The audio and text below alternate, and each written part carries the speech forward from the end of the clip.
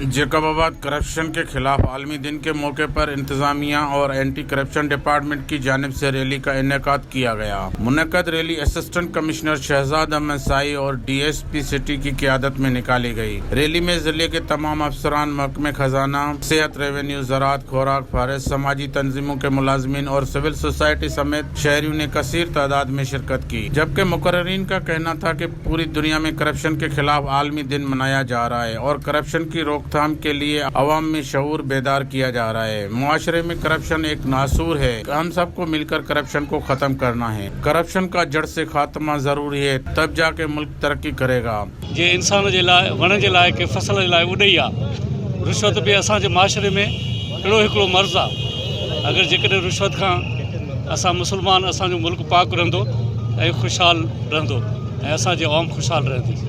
जड़ से उखाड़ कर फेंकना है, और ये तभी हो पाएगा कि जब ना सिर्फ हुकूमती डिपार्टमेंट में बैठे अफराद खुद भी इसके खिलाफ जंग लड़ेंगे, बल्कि जो आम अफराद हैं वो भी इसमें अपना हिस्सा प्ले करेंगे। रैली में शरीक शुरका ने हाथों में बैनर्स और प्ले कार्ड्स उठाए हुए थे, जिन पर करप्शन की रोकथाम के हवाले से तहरीर दर्ज थी। कैमरामैन शकील बलोच के साथ हजूर बख्श मुगेरी, 11 न्यूज़, जैकबाबाद।